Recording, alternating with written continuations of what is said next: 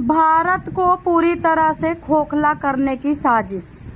पहले पहलगाम में बड़े बड़े आदमी जैसे इंटरप्रेन्योर, डायरेक्टर, कर्नल, जनरल, बड़े बड़े इंजीनियर। आपको पता है अगर कोई एरोप्लेन से कहीं जा रहा है तो कोई छोटा मोटा रेहड़ी चालक तो नहीं है, ऑटो चालक तो नहीं है।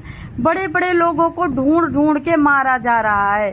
पहले भारत के बिजनेस को कम किया जा रहा है, भारत के जवानों को कम किया जा रहा है, भारत की मजबूती को कम किया जा रहा है। उसके बाद अभी हम रो ही रहे थे याद कर करके सौरभ राज रघुवंशी को कि किस तरह बेबसी आंखों से अपनी जिंदगी मांग रहा था सोनम से। अभी हम रो ही रहे थे कि सोनम कैसे मरा होगा, नीचे उसे कितनी प्यास लगी होगी, कितनी देर में तड़प के मरा होगा। अंतिम विदाई सोनम राजा रघुवंशी की हमें भूल नहीं रही थी। उसकी माँ का चिल्लाना, उसकी माँ का गिरना, उसकी माँ के कपड़े, उसकी माँ के चिथड़े, उसकी माँ के बाल उड़े हुए। थोड़ा सा कुछ होता है तुरंत बाल पे हाथ जाता है। उसकी माँ बदहवास। अभी हम वो देख ही रहे थे, हमारे आंखों से अभी राजा रघुवंशी की एक भी झलक गायब नहीं हुई थी। वो ऊंची ऊंचाई खाई पे 4 बंदे पकड़ के धक्का देना राजा रघुवंशी का, 4 बंदों से भीख मांगना जिंदगी की, पत्नी की आंखों में भीख मांगना जिंदगी की। पत्नी खूंखार शेरनी की तरह फेंक दो नीचे, फेंक दे नीचे, फेंक दो नीचे। अभी वो भूला ही नहीं था, अभी तो कुछ भी नहीं भूला था कि प्लेन क्रैश इतना बड़ा हादसा है। बार बार कह रही हूँ, हमारे यहाँ पे बहुत आतंकवादी हैं। भारत देश में, इंडिया में भरे पड़े हैं आतंकवादी। हमारे देश को खोखला कर रहे हैं, हमारे देश को अंदर से तोड़ रहे हैं। देश की सबसे बड़ी मजबूती होती है देश का जवान। जवानों को तो मार ही डाल रहे हो सब लोग।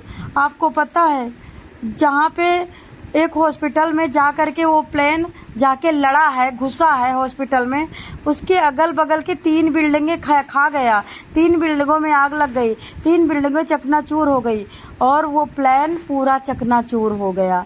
बिल्डिंग के बाहर एक मैया, एक माता, 15 साल के बेटे की मम्मी चाय की टपरी लगाती थी। बेटा रोज दोपहर में आता था 1-2 बजे खाना देने। उस दिन बेटा थोड़ा लेट हो गया था। बेटा खाना देने आए तो अम्मा ने कहा कि बेटा तुम दुकान पे बैठो, मैं चाय पत्ती और चीनी खत्म हो गई है लेके आती हूँ। वो बड़ी दुकान पे खरीदने चली गई और बेटा चाय पे बैठ करके चाय बनाने लगा। जैसे अम्मा उधर से गई वैसे चाय बनाने वाला बेटा चाय बना ही रहा था कि तुरंत की तुरंत बेटे के ऊपर आग लग गई। पूरा बिल्डिंग गिरने वाला हुआ, धमाका हुआ, एरोप्लेन घुस गया। बेटा तो झुलस रहा था। जैसे माँ लौटी, माँ इस तरह से रोड पे भाग रही है, बड़ी चौड़ी रोड है, अहमदाबाद की रोड है, बड़े बड़े लोगों की गाड़ियां चल रही हैं रोड पे। माँ भाग रही है, कपड़ा जमीन में गिरा है, चप्पल का कोई अता पता नहीं है। और 15 साल के बेटे को बचाने के लिए माँ ने बड़ी बड़ी गाड़ियों के आगे हाथ जोड़ा।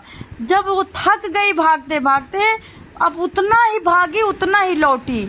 आप सोच सकते हो अगर माँ अपने ऊपर भरोसा करके घुसी होती तो आज बच्चा बच रहा था, लेकिन अम्मा ने दूसरों पे भरोसा किया। जब कोई नहीं बचाया तो जितना भागी थी उतना लौटी, लेट हो गया और माँ तुरंत आग में कूद गई। माँ तो बेहोश आईसीयू में है। अभी बताना चाहूंगी कितने, अभी 2 साल की शादी, जिनकी बीवी लंदन जा रही थी, हाई फाई हीरो की तरह पति वहां लंदन में डॉक्टर है, अपने डॉक्टर पति से मिलने जा रही थी। एक अपनी मरी हुई पत्नी की अस्थियां बहाने आया था। एक मियाँ बीबी दोनों डॉक्टर हैं, लंदन में डॉक्टरी करते हैं और बच्चे अहमदाबाद में पढ़ते हैं। बच्चों के पास रहने आए थे 10 दिन के लिए, अब बच्चे लंदन जा रहे थे। इतने लोग मरे हैं, 200 कम से कम 200-300 लोग मरे हैं। आप सोच सकते हैं कि भारत देश को खोखला, मरने वाले सारे हिंदू, मरने वाले सारे हिंदू, मारने वाला कौन है? बड़ी दुखद घटना है। रात भर राजा रघुवंशी के चेहरा नजर से नहीं उतरता है, उसकी नशीली आंखें नजर से नहीं उतरती हैं। उसका स्विमिंग पूल में नहाना, उसका पत्नी को गड्डी, मोटी गड्डी उतार के नजर उतारना, उसको पत्नी के सिंदूर भरते हुए प्यार भरी नजरों से देखना, उसको पत्नी को बार बार फोन करना और पत्नी इग्नोर करे। मम्मी से शिकायत करना, मम्मी सोनम फोन नहीं उठाती, हम फंस तो नहीं गए। अरे कैसी पत्नी, जब तुमने पति को बात नहीं किया, फोन नहीं उठाया, हनीमून में क्यों ले गई? राजा को देखो, राजा को सोचना चाहिए, जो मुझसे बात ही नहीं किया 4 दिन, मेरा फोन नहीं उठाती है तो मेरे साथ हनीमून में क्यों जाएगी? नहीं समझ पाता मर्द, जब औरत अपनाती है तो बुद्धि खा जाती है।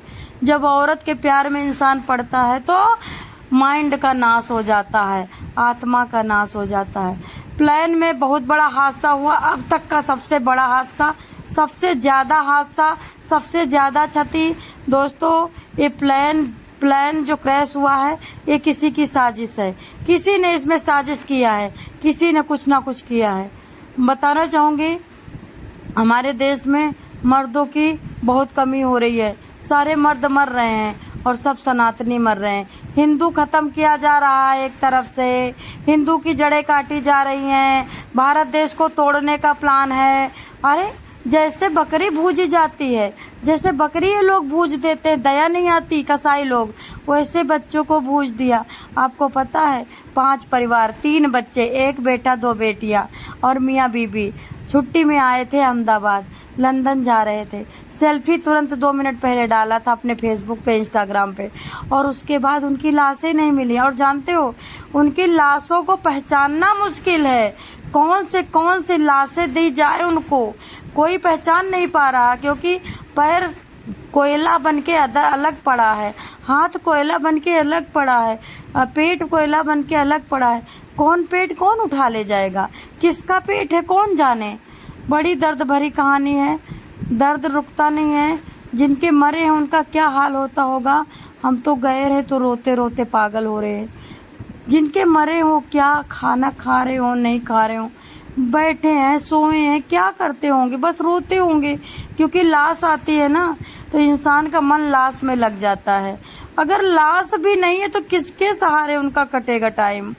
इन दर्द भरी स्थित दर्दनाक घटना के लिए अपने विष्णु भगवान से रिक्वेस्ट करती, प्रभु अगर इनके पाप कट गए हो तो अपने शरण में वास दो, इनको वैकुंठ में वास दो। जिन्होंने दर्द सहा है जलने का, उनके पाप तो जल गए ना, जिन्होंने पाप किया था उनके पाप जल गए। कहते पाप तो जलते हैं ना अग्नि में तो गंदी चीजें जलती हैं, तो अब उनके पाप जल गए। प्रभु भगवान विष्णु आपसे रिक्वेस्ट करती हूँ, अब इन सबको अपने धाम में वास दो। बर्दाश्त नहीं होता, बेचारी की आत्मा न भटकने पाए, बेचारे आग में जले हैं तो तड़पेंगे प्यास के लिए ना तड़पने पाए। भगवान से लास्ट रिक्वेस्ट मेरी यही कि सबको अपने चरणों में वास दो।